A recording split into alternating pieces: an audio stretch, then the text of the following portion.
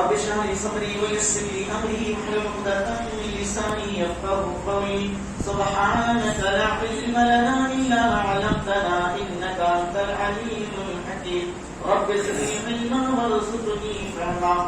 قال الله تعالى في القرآن المجيد أعوذ بالله من الشيطان الرجيم بسم الله الرحمن الرحيم حسبي الله لا إله إلا هو عليه توكلت وهو رب العرش العظيم. قابل قدر حاضرین محترم سامعین، ساری تعریف ہم و ثنا و سجدہ کے لیے ہے جو ذیشان ہے، بڑا مہربان ہے، بڑی قدرت والا ہے، اور جس کا قبضہ، جس کی حکومت ہر ذرے پر ہے. درود و سلام اللہ کے سارے نبیوں پر، تمام رسولوں پر، ان سب کی آل پر، ازواج پر، ان کی امتیوں پر، خاص کر بے حساب اللہ تعالیٰ درود و سلام حضرت محمد مصطفیٰ صلی اللہ علیہ وسلم پر، ان کی بھی آل پر، ازواج پر، ان کی موحد امتی پر. جیسا کہ آپ سب کو معلوم ہوگا کہ آج کے جمعہ کے خطبے کا موضوع ذکر و دعا کے ثمرات و فوائد ہے. یہ ایک سادھارن اور سمپل سا موضوع ہے، اور عموماً میرا موضوع اس قسم کا ہوا نہیں کرتا ہے. عقائد پر ہم زیادہ خطابات کرتے ہیں اور اس کی بہت زیادہ شکایت بھی ہوا کرتی ہے، کیونکہ اسے فتنہ قرار دیا جاتا ہے، اسے آگ لگانا کہتے ہیں، اور اسے قوم میں انتشار پیدا کرنا کہتے ہیں. حالانکہ عقیدہ وہ مسئلہ ہے کہ جب تک اس کی اصلاح نہ ہو ہماری نمازیں اللہ تعالیٰ کی بارگاہ میں قبول نہیں ہوں گی، روزے قبول نہیں ہوں گے، عبادتوں کا کوئی فائدہ نہیں ہوگا جب تک ہمارے عقیدے ٹھوس، مضبوط اور عین اسلام کے، اللہ اور اس کے فرمان کے مطابق نہ ہو جائیں. تو یہ بہت اہم چیز ہے. جیسا کہ جناب محمد رسول اللہ صلی اللہ علیہ وسلم نے ایمان کی بات مکے میں چھیڑ دی، قولوا لا الہ الا اللہ کہہ دیا، تو مکہ والوں نے سب سے بڑا الزام جناب محمد رسول اللہ صلی اللہ علیہ وسلم پر یہی لگایا تھا کہ جب سے محمد نے زبان کھولی ہے فتنہ پیدا کر دیا ہے، باپ بیٹے میں جدائی ڈال دی ہے، تفرقہ بازی کی باتیں کرتا ہے. تو توحید اور عقیدے جیسی باتوں کو اگر تفرقہ بازی، فرقہ پرستی اور اس قسم سے کے تعویلات سے معصوم کیا جائے تو ظاہر ہے کہ یہ بہت بڑی برائی ہے معاشرے میں. بہرحال اپنے خاص موضوع سے ہٹ کر میں ایک نئے موضوع کے ساتھ آپ کی خدمت میں ہوں. میرے اعتبار سے یہ موضوع ہے دونوں دعا کے ثمرات و فوائد. ذکر، دعا ایک دوسرے سے ریلیٹڈ ہیں. ذکر یذکرو کا معنی ہوتا ہے عربی میں یاد کرنا، اور اسی سے یہ لفظ بنا ذکر، یاد. کس کی یاد؟ اللہ کی یاد کو ذکر کہتے ہیں. جس کسی طریقے سے اللہ کو یاد کر لیا جائے یہ اللہ کا ذکر ہے. مثال کے طور پہ سبحان اللہ کہہ دیا، یہ اللہ کا ذکر ہے. الحمدللہ کہا تو یہ اللہ کا ذکر ہے. اسی طریقے سے یہ نماز، پوری کی پوری نماز اللہ کا ذکر ہے. بلکہ اذکار میں سب سے اہم ذکر یہی ہے نماز. الصلاۃ افضل ذکر کہا گیا کہ نماز سب سے افضل ترین ذکر ہے. کیوں ذکر ہے؟ اس لیے کہ نماز ہے ہی اللہ کی یاد سے وابستہ. اللہ کی یاد، اس کا خوف نہ ہو تو نماز آدمی نہیں پڑھتا. نماز پڑھتا ہی اللہ کے ذکر کے لیے. وہ اپنی صلاۃ علی ذکری، اللہ حکم دیتا ہے کہ اے میرے بندو میرے ذکر کے لیے نماز قائم کرو. اگر مجھے یاد کرنا ہے تو نماز قائم کرو، کیونکہ انسان اللہ کو سب سے زیادہ نماز ہی میں یاد کرتا ہے. سب سے پہلے کہتا اللہ اکبر. بتائیے اللہ سب سے بڑا ہے.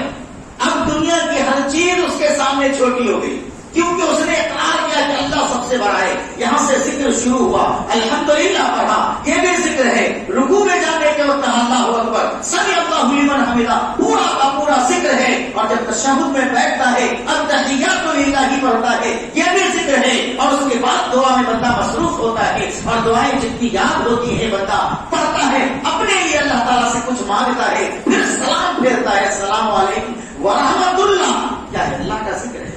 اللہ کے ذکر سے نماز شروع ہوئی، اللہ کے ذکر پہ نماز ختم ہوئی. بیچ میں اللہ کے اذکار جاری جب انسان اللہ کے ذکر میں لگ جاتا ہے، اللہ کو یاد کرنے میں لگ جاتا ہے، تو اس کا سب سے بڑا فائدہ یہ ہے کہ اللہ بھی اس کو یاد کرتا ہے، اللہ بھی اس کو یاد کرتا ہے۔ اور اللہ تعالیٰ کہاں یاد کرتا ہے؟ عرش پہ یاد کرتا ہے۔ کس کے درمیان؟ عرش کے گرد موجود فرشتوں کے درمیان رب ذوالجلال اپنے اس بندے کو یاد کرتا ہے جو بندہ زمین پر اللہ تعالیٰ کو یاد کرتا ہے۔ یہ بہت بڑا فائدہ ہے ذکر کا، اور اسی سے متصل ہے دعا۔ دعا یدعو کا معنی ہوتا ہے بلانا، پکارنا، آواز دینا۔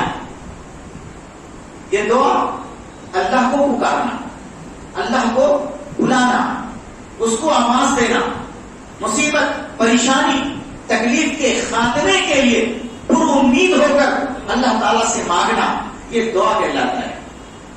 اور دعا کے بارے میں آیا، اب دعا سلاح المومن، کہ دعا مومنوں کا ہتھیار ہے۔ ہمارے پاس اگر کچھ نہیں تو ہمارے پاس دعا تو ہے، دعا کو بطور ہتھیار ہم استعمال کر سکتے ہیں۔ ایمان والوں کا سب سے بڑا ہتھیار ہے۔ یہ روئے زمین ہماری آزمائش کی جگہ ہے۔ بہت سارے دشمن ہیں ہمارے، جناتی دشمن بھی ہیں، انسانی دشمن بھی ہیں، ہمارے ایمان کے لٹیرے۔ اسی طریقے سے مال اور جان کے دشمن، اس طریقے سے ہم گھرے ہوئے ہیں دشمنوں کے بیچ۔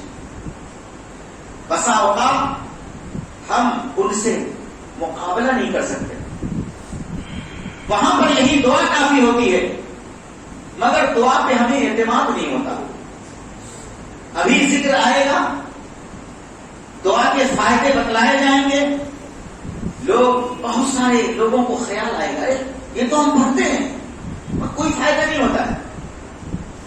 لیکن واللہ میں جن دعاؤں کا تذکرہ کروں گا یہ میرا ذاتی طور پر آزمودہ ہے، اور بڑے بڑے علامہ، بڑے بڑے مفتیان کرام اور بڑے بڑے ائمہ اعظام نے بھی اس کو آزمایا، اور اس کا پورا پورا فائدہ ان کی زندگی کو حاصل ہوا ہے۔ ہم التجا کریں گے کہ اپنی مصیبتوں کے دفاع کے لیے، اپنے حزن و ملال، رنج و غم کے خاتمے کے لیے، اپنی پریشانیوں کے ازالے کے لیے اللہ کے نبی صلی اللہ علیہ وسلم کی زبان سے نکلی ہوئی ان دعاؤں کا ورد کیجیے، اور جس طریقے سے جناب محمد رسول اللہ صلی اللہ علیہ وسلم نے ان دعاؤں کے پڑھنے کا طور طریقہ بتایا ہے اسے اپنائیے اور پورے اعتماد و یقین کے ساتھ اپنائیے۔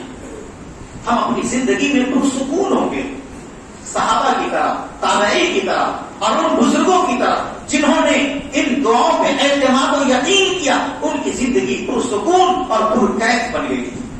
ہم بے چین و مضطرب ہیں، پریشان ہیں، بیماریوں کی الگ کا بوجھا ہوا ہے، اور پھر الگ الگ طرح کی پریشانیوں کا سامنا ہے۔ کوئی غم سے نڈھال ہے، چور ہے، مدہوش ہے، بدہوش ہے، اور اس کا کوئی مداوا نہیں ہے، اس کا کوئی علاج نہیں ہے۔ آئیے ہم چند چیزوں کا نسخہ اپنے سامنے رکھتے ہیں، اور اس کا علاج انہی دعاؤں کے ذریعے سے ہوگا۔ ابو داؤد شریف کی یہ روایت ہے، جو آیت کریمہ میں نے خطبہ مسنونہ کے بعد پڑھی ہے، وہ سورہ توبہ کی آخری آیت ہے۔ وہاں سے آپ یاد کر لیں گے، سورہ توبہ کی آخری آیت سے یاد کر لیں۔ حسبی اللہ لا الہ الا هو علیہ توکلت وهو رب العرش العظیم۔ یہ ابو داؤد شریف کی صحیح روایت ہے۔ علامہ البانی رحمۃ اللہ علیہ نے بھی اس حدیث کو صحیح قرار دیا ہے۔ حضرت ابو درداء رضی اللہ تعالیٰ عنہ ارشاد فرماتے ہیں کہ کوئی بندہ مسلم صبح و شام 7 مرتبہ اس آیت کا ورد کرے، اس کی فضیلت پر اعتماد کریں گے، یا یوں ہی کہ یہ قرآن کی آیت ہے، اس کا معنی بڑا اچھا ہے، فضیلت پر اعتماد نہ بھی ہو اور یوں ہی اس کو پڑھ لے تو بھی اللہ تعالیٰ اسے دنیا کے تمام غموں سے نجات دے گا، دنیا کے تمام غموں سے گارنٹی ہے۔ قرآن مقدس کی یہ آیت کریمہ ہے، رب ذوالجلال کا یہ فرمان ہے، اور جناب محمد رسول اللہ کے ذریعے سے حضرت حضرت ابو درداء رضی اللہ تعالیٰ عنہ دنیا والوں کو یہ پیغام پہنچا رہے ہیں. امام قرطبی فرماتے ہیں کہ یہ حدیث ابو داؤد شریف میں یوں ہی نہیں آ گئی. حضرت ابو درداء سے گرچہ یہ موقوف روایت ہے، یعنی یہ نہیں پتا چلتا کہ اس حدیث کو اللہ کے نبی نے بیان کیا ہے. ایسا لگتا ہے کہ حضرت ابو درداء رضی اللہ تعالیٰ عنہ نے اپنی طرف سے کوئی بات کوئی مسئلہ چھیڑ دیا ہے.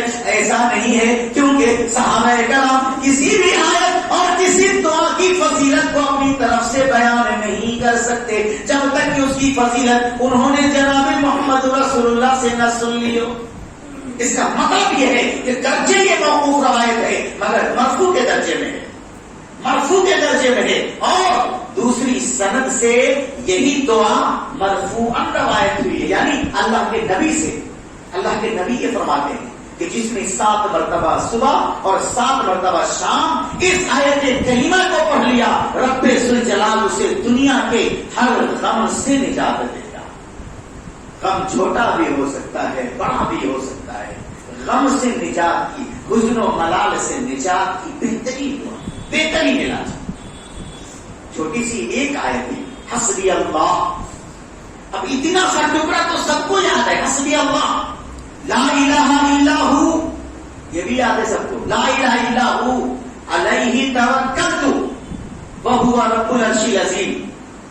اس طریقے سے اس آیت کریمہ کا صبح میں ورد کیجئے، شام میں ورد کیجئے، غموں سے نجات پا جائیں گے انشاءاللہ.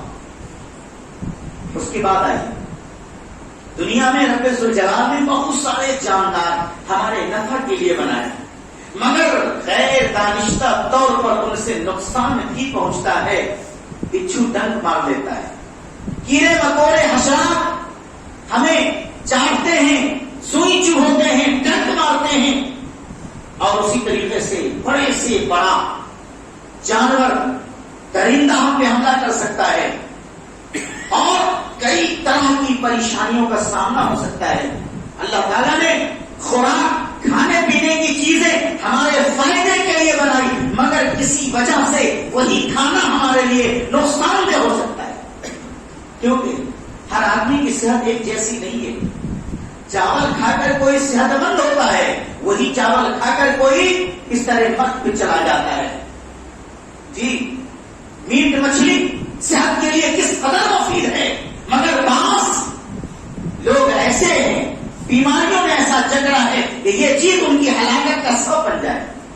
تو دنیا میں نقصان دہ چیزیں جن سے ہمیں نقصان پہنچ سکتا ہے اور وہ بھی غیر دانشتہ طور پر، ان تمام کے مسرت و نقصان سے بچانے کی ایک دعا جناب محمد رسول اللہ صلی اللہ علیہ وسلم.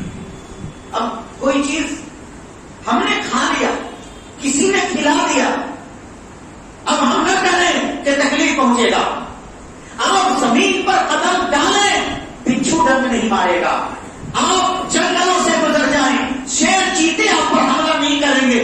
اور دنیاوی آفات، مصیبتیں آپ پر اٹیک نہیں کریں گے انشاءاللہ. اور ترمذی شریف کی یہ روایت ہے، امام ترمذی رحمۃ اللہ علیہ اس حدیث کو حسن بھی بتلاتے ہیں، صحیح بھی بتلاتے ہیں اور غریب بھی بتلاتے ہیں. وہ یا 3 طرق سے یہ روایتیں آئی ہیں. ایک طرف سے حسن ہے، ایک طرف سے صحیح ہے، ایک طرف سے یہ حدیث غریب ہے، یعنی قابل عمل روایت ہے. اس میں کہیں سے کوئی ضعف نہیں ہے، صحیح ترین روایت ہے.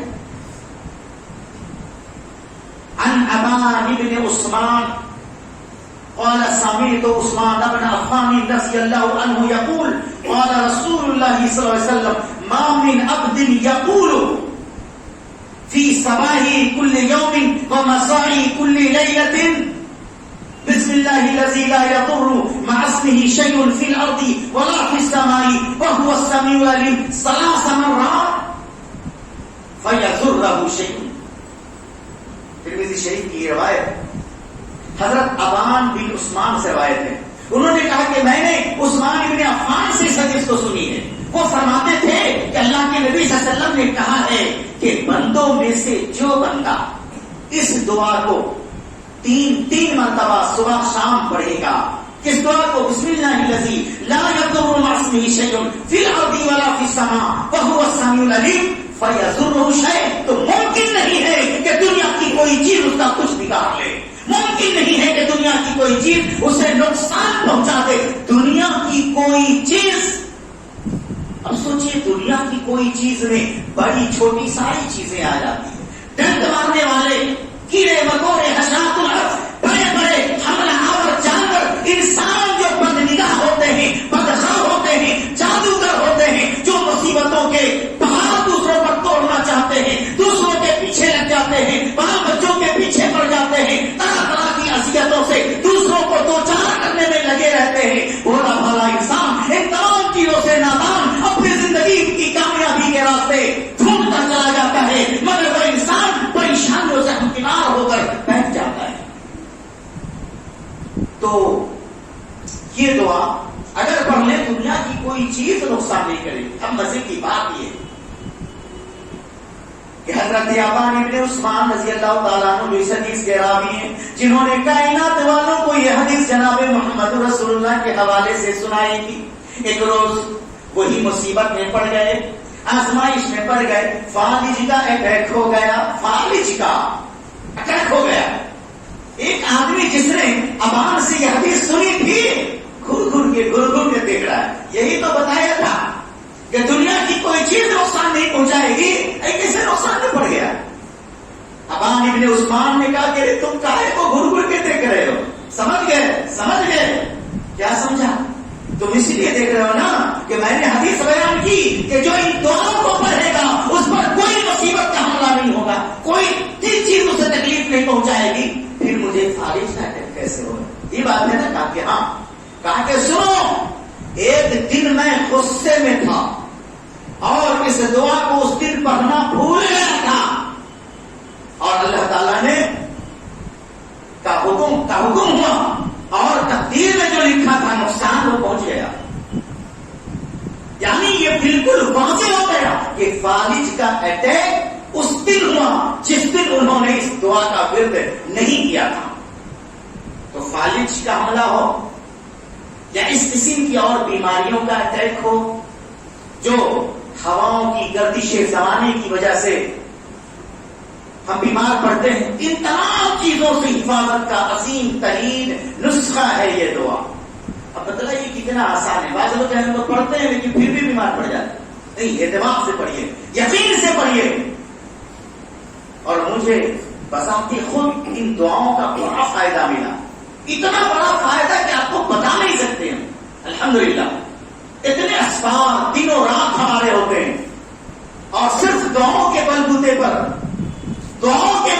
پر کہیں سے کہیں نکل گئے. اب تمام مصیبتیں نظر کے سامنے ہیں، تکلیفیں نظر کے سامنے ہیں، مگر الحمدللہ وہ مصیبتیں، وہ تکلیف ہمارے قریب نہیں بھٹکی. یہ ہمارا اپنا تجزیہ ہے، تجربہ ہے. تو آئیے تمام غموں سے نجات کے لیے قرآن کی اس آیت کو پڑھیے اور ہر موذی تکلیف دہ چیزوں کی مسرت سے بچنے کے لیے اس کا ورد صبح و شام 3 دفعہ لیجیے. اچھا، یہ تو وہ چیزیں ہوئی جن سے نقصان بالقصد بھی پہنچ سکتا ہے، جیسے انسان جس میں جادوگر ہوتے ہیں، بد نظر ہوتے ہیں، ایسے لوگوں سے بالقصد بھی نقصان پہنچتا ہے. اور کبھی کبھی جو چیزیں ہیں بغیر کسی قصد و ارادے کے، بھائی برنی، چونٹی، پپڑی، اس قسم کے بچھو، سانپ، اس کو ہم سے کیا دشمنی ہے، مگر اس کی فطرت ہے کاٹنا، ڈنک مارنا، تو پہنچ گئی تکلیف ہے نا. اگر دعا پڑھتے ہیں تو وہ بیچارے ڈنک ماریں گے ہی نہیں، اللہ اس سے ہمیں بچا دے گا. لیکن ایک دشمن ہمارا وہ ہے جو جان بوجھ کر ہر پل ہمارے پیچھے لگا ہے، ہمارے نقصان کا خواہش مند ہوتا ہے، حتیٰ کہ اپنے ساتھ وہ ہمیں اللہ کی جہنم میں دھکیلنا چھوڑنا چاہتا ہے. وہ دشمن ہمارا وہ ہے جس کے بارے میں رب نے قرآن مجید میں ہمیں آگاہ کیا ہے. وہ ہے شیطان، ابلیس کی ذریت، ابلیس کی نسل، ابلیس کی اولاد جو ہمارے پیچھے پڑی ہے. اس سے بڑا دشمن ہمارا کوئی نہیں ہے. اللہ تعالیٰ نے فرمایا اس دشمن سے ہوشیار رہو. وہ دشمن ہمارے ایمان کا دشمن ہوتا ہے، ہماری جان کا دشمن ہوتا ہے، ہمارے مال کا دشمن ہوتا ہے. اور اس کی تفصیل کا موقع نہیں ہے. وہ جان کا دشمن کیسے؟ اس اس کی وجہ سے جان جاتی ہے، اس کی وجہ سے ایمان جاتا ہے، اس کی وجہ سے مال جاتا ہے. اس دشمن سے اگر ہماری حفاظت ہو جائے تو ہم بہت حد تک محفوظ ہو جائیں. اور اسلام نے اتنے بڑے دشمن سے بھی حفاظت کا آسان ترین نسخہ بتلایا. وہ بھی ذکر و ورد ہی ہے، وہ بھی ذکر و ورد ہی ہے. پڑھ لیں اور اس دشمن سے ہماری حفاظت ہو جائے. حضرت ابو منذر ابی بن کعب رضی اللہ تعالیٰ عنہ نے ایک دشمن کو، ایک چور کو رات کے وقت میں گرفتار کر لیا تھا. چور کے گھر میں گھس کر ان کے اناج کی بوریوں کا منہ کھول کر ان کے اناج، ان کے غلے کو چوری کر رہا تھا. ایک دن 2 دن نہیں، کئی دنوں سے وہ اناج چوری کر کر کے لے جا رہا تھا. حضرت ابی بن کعب رضی اللہ تعالیٰ عنہ غور فرما رہے تھے، اس بوری میں سے اناج کی ضرورت ہمیں پڑتی نہیں تھی، یہ تو کونے میں رکھا ہوا تھا، مگر دن بدن گھٹتا جا رہا ہے. کون چوری کر کے لے جاتا ہے؟ رات میں نگہبانی کی. بالآخر چور پکڑا گیا، پیچھے سے جا کر اس کی کلائی تھام لی. دیکھا کہ پورے بدن پر بڑے بڑے بال ہیں، کتوں کے جیسے بڑے بڑے ناخن ہیں. اس نے انتظار کیا، کہا کہ میرے بھائی تم لوگ زکات و خیرات تو نکالتے ہی ہو، سمجھو کہ یہ خیرات ہے جو میں لے جا رہا ہوں. کہاں گز رہی؟ میں تمہیں جناب محمد رسول اللہ کے پاس لے جاؤں گا. تو ہے کون مجھے بتا؟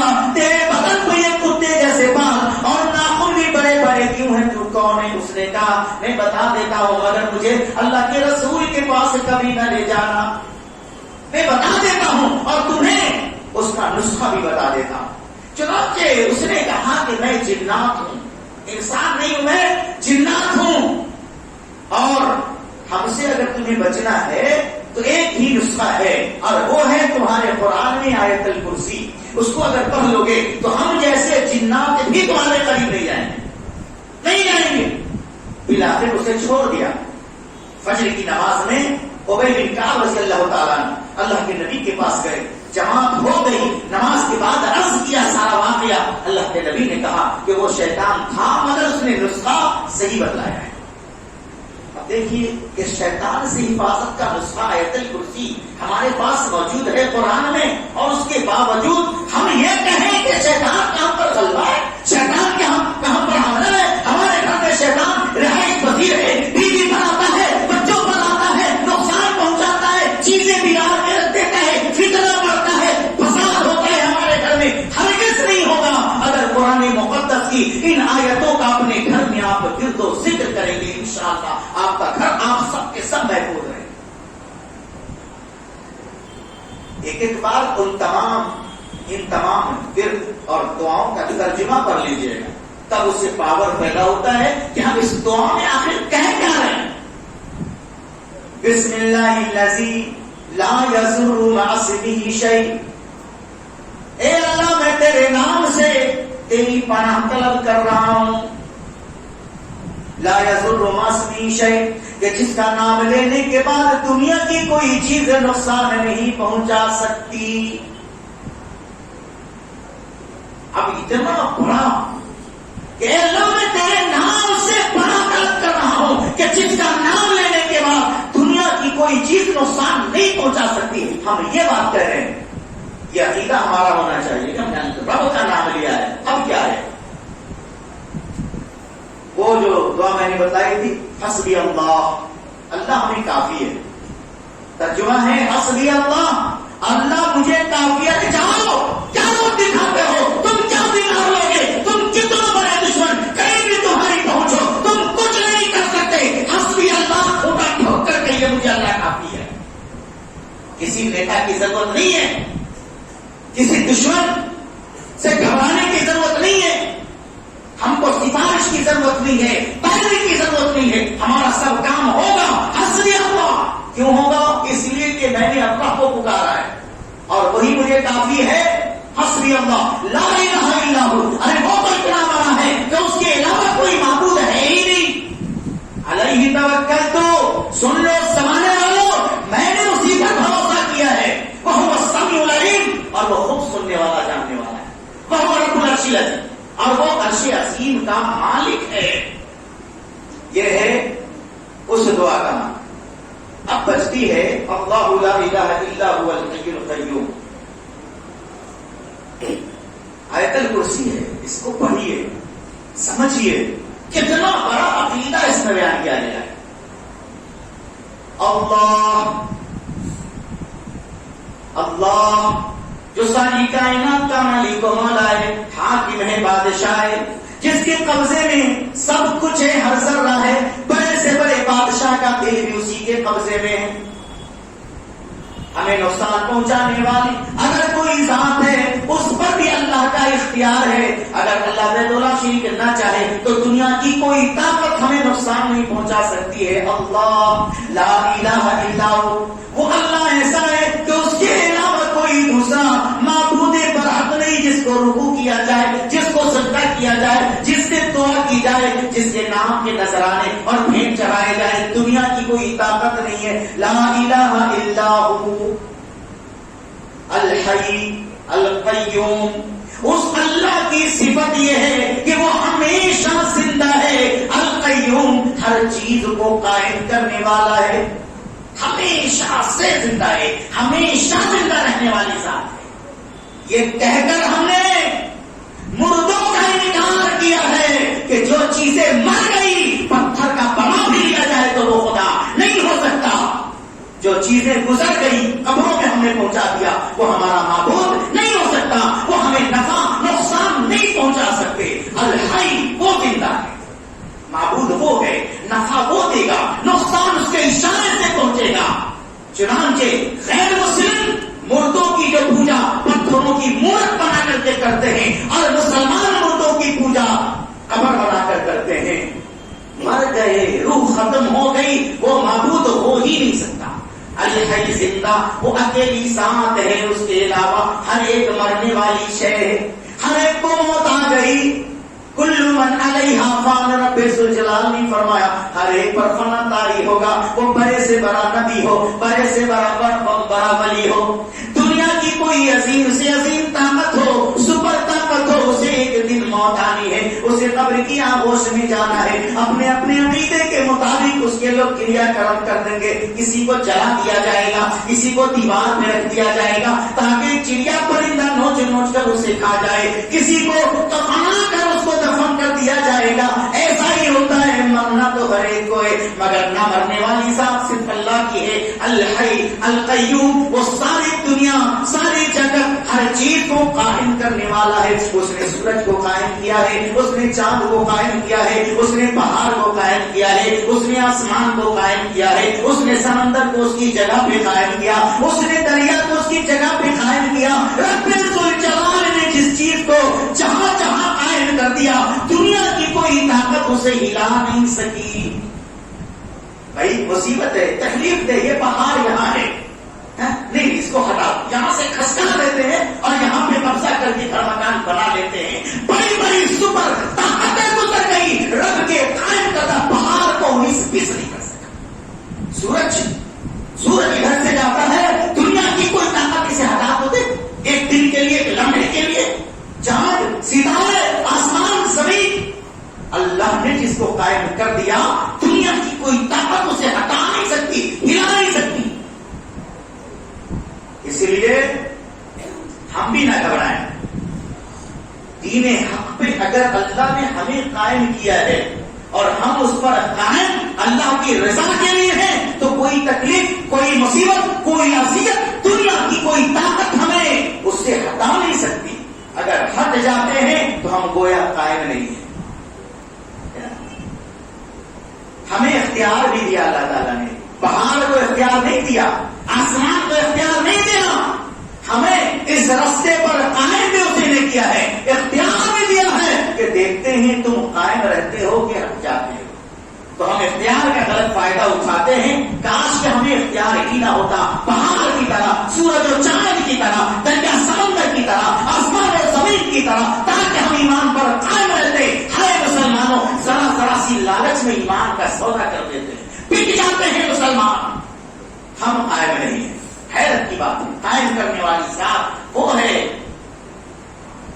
لا تأخذہ سنۃ ولا نوم۔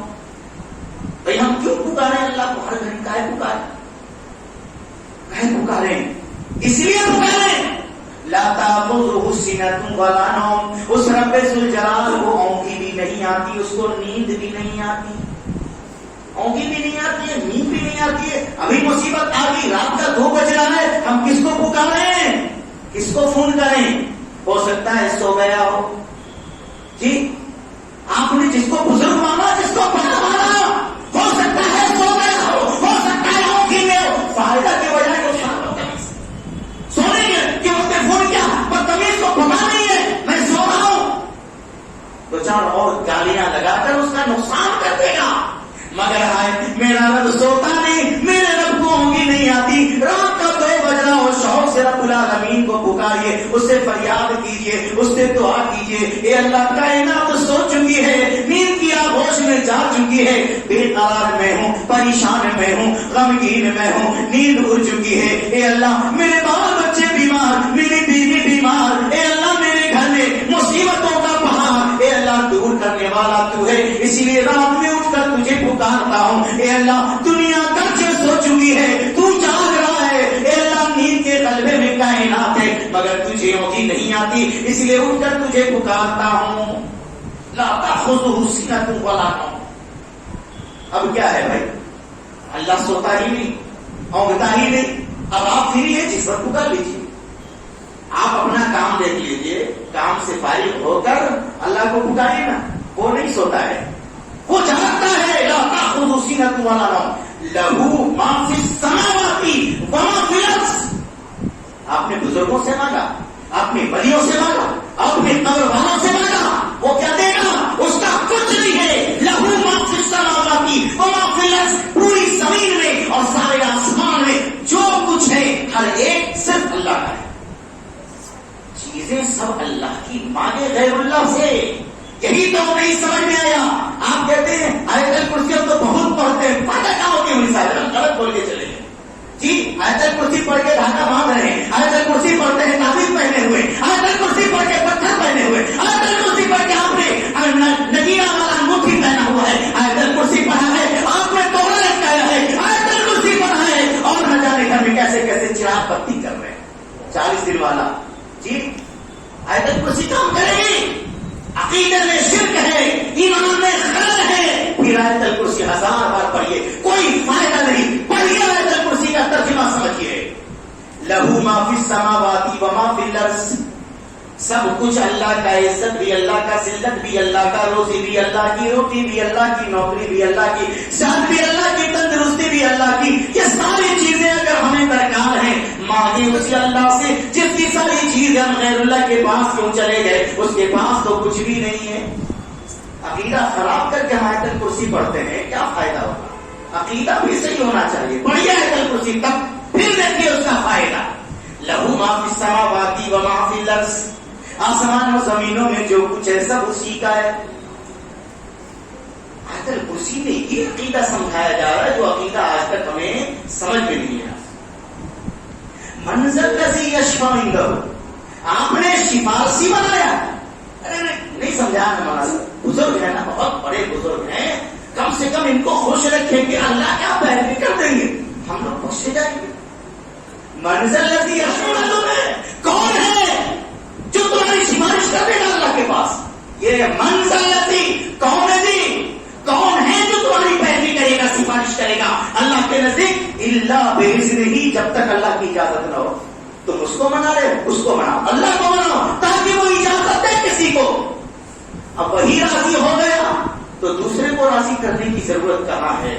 قیامت کے دن رب ذوالجلال جب ہم سے راضی ہوگا, ہمارے گناہ کو دیکھے گا, رب ذوالجلال خود چاہے گا میرا یہ بندہ بخشا جائے تو کسی ولی کو بلائے گا, کسی نبی کو بلائے گا, کسی شہید کو بلائے گا, کسی حافظ قرآن کو بلائے گا, کسی عالم دین کو بلائے گا, کہے گا اے میرے نیک بندے, میرا یہ بندہ بھی بڑا نیک ہے, مگر اس سے کچھ لفظیں, کچھ غلطیاں ہو گئی ہیں, میں اسے بخشنا چاہتا ہوں, اگر تو سفارش کر دے تو میں منظور کر لوں گا. رب ذوالجلال خود بخشنا چاہتا ہے, پیروی خود لگوائے گا. تم ذرا سفارش کر دو. آج تو ہم بڑے بڑی جگہوں پہ جاتے ہیں, 10,000 کی 20,000 کی ضرورت ہے, وہ خود کہتے ہیں بھائی یہ ان کو پہچانتے ہیں, ہاں پہچان دو, آپ لکھ دیجیے, دستخط کر دیجیے, پیروی کر دیجیے. پیسہ نکل جاتا ہے تنظیموں سے. یہ ہوتا ہے رب راضی تو سب راضی. آپ نے دوسروں کو راضی کر لیا, رب کو ناراض کیا ہے, اس کی مجال نہیں ہے تو اپنے سے آگے بڑھ کر رب کو کہے اے اللہ اس نے زندگی زندگی پر مجھے راضی کیا ہے تو بھی مان جا. ایسا ہو ہی نہیں سکتا.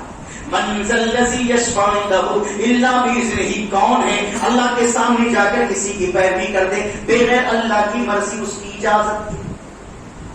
یعلم ما بین ایدیہم وما خلفہم. اب آئیے, یہ تو اور سب سے بڑا عقیدہ ہے کہ وہ جانتا ہے, اسے پتا ہے تم نے کھل کر اور چھپ کر کیا کیا کیا ہے. نہیں معلوم ہوتا تو پہلے کام کرتی, نہیں معلوم ہوتا تو پہلے کام کرتی. اسے پتا ہے پہلے کی کیا ضرورت, اسے معلوم ہے کہ یہ بندہ بخشے جانے کے قابل ہے کہ مجرم ہے. اسے پتا ہے یہ جنت کے لائق ہے کہ جہنم میں. اسے پتا ہے کہ اس نے کھل کر اور چھپ کر کیا جرم کیا ہے. جبکہ آپ دوسروں کو جو پیروکار بناتے اسے خود پتا نہیں ہے کہ جو میرے پاس سفید جامہ پہن کر آیا ہے اس نے ابھی گناہ کیا کیا کیا ہے. اس کو پتا نہیں ہے, قبر والوں کو, مردوں کو, لیکن رب ذوالجلال کو معلوم ہے. تو غلطی ہو گئی, معافی اس سے مانگے تاکہ وہ راضی ہو جائے, اس کو بنائیے. جی یہ عقیدہ اللہ تعالیٰ نے بیان کیا. یعلم ما بین ایدیہم وما خلفہم. سامنے جو ہے پیچھے جو ہے اللہ تعالیٰ کو سب معلوم ہے کہ تم نے کھل کر یعنی سامنے آگے کیا کیا ہے, پیچھے یعنی تنہائی میں کیا کیا ہے, رات کے اندھیرے میں کیا جرم کیا ہے. رب ذوالجلال کو یہ سب پتا ہے. وَلَا يُحِيطُونَ بِشَيْءٍ مِّنْ عِلْمِهِ. اللہ کو تو اتنا معلوم ہے کہ اس کے علم کا دوسری چیز احاطہ ہی نہیں کر سکتی. اس کے علم کا دائرہ اتنا بڑا ہے کہ اتنا بڑا دائرہ کسی چیز کا ہو ہی نہیں سکتا. اور آخر میں وسع کرسی السماوات والارض. اللہ جس کرسی پر ہے نا, ساری دنیا اس کرسی کے نیچے ہے, ختم. اللہ اتنا بڑا ہے, جب ہم اسے اتنا بڑا مان کر پکاریں گے تو پھر ممکن نہیں ہے کہ وہ اتنا بڑا ہو ہمیں چھوٹی سے چھوٹی چیز نہ دے. اللہ کی شان کے خلاف ہو جائے گا نا. اس لیے آپ دنیا کی بڑی سے بڑی چیز مانگیے, اس کے لیے چھوٹی ہے اور وہ اتنا بڑا ہے, اتنی چھوٹی چیز دینے میں اس کو کوئی دقت نہیں ہے, وہ دے گا. تو عقیدہ ہمارا سب سے پہلے مضبوط ہونا چاہیے. ان دعاؤں کو اپنا ہتھیار بنائیں, رنج و غم الم سے نجات پانے, دشمنوں سے اپنی حفاظت کرنے کے لیے ان دعاؤں کا. حالانکہ بہت ساری دعائیں اللہ کے نبی صلی اللہ علیہ وسلم نے بہت سارے مصیبتوں سے بچنے کے لیے سکھائی ہیں. ہم نے اس جانب کبھی رخ ہی نہیں کیا, دعاؤں کو دیکھا, دعاؤں کو سمجھا ہی نہیں. یہ دعائیں دعاؤں پہ مقدم ہیں. آئیے آج کے بعد سے اپنا عقیدہ بنائیں کہ ہمیں کوئی تکلیف ہوگی سب سے پہلے اللہ سے کہیں, سب سے پہلے اللہ سے کریے, تب دنیا والے کے پاس جائیں گے اور جو جائز اسباب ہیں صرف اسے اختیار کریں گے. انشاءاللہ اللہ ہمارے ساتھ ہوگا, ہماری ہر مصیبت دور ہوگی. اللہ تعالیٰ سے دعا ہے کہ رب العالمین ہمیں عافیت عطا فرمائے, سکون اور راحت کی زندگی عطا فرمائے. جتنے لوگ یہاں موجود ہیں سب کے رنج و الم کو کافور فرمائے, ہر ایک کو اچھی سے اچھی عمدہ سے عمدہ صحت عطا فرمائے. ہر بیماری اللہ کے لیے ہینس اور حقیر ہے. اللہ بڑی سے بڑی بیماری ڈاکٹر نے کہہ دیا ہو کہ لا علاج ہے, اے اللہ تیرے پاس اس کا علاج ہے. غیب سے تو علاج فرما, ان بیماریوں کا خاتمہ فرما جس کی وجہ سے ہمارے ایمان والے بھائی تڑپ رہے ہیں, پریشان ہیں. کسی کی بیویاں, کسی کے بچے بیمار ہیں. اللہ ہر ایک کو عافیت و سکون, راحت و اطمینان عطا فرما, صحت و عافیت عطا فرما. اے اللہ سب سے بڑھ کے یہ چیز کہ ہمیں ایمان کی دولت سے مالا مال فرما, نیک راستے پر چلنے کی توفیق عطا فرما. وآخر دعوانا ان الحمد للہ رب العالمین.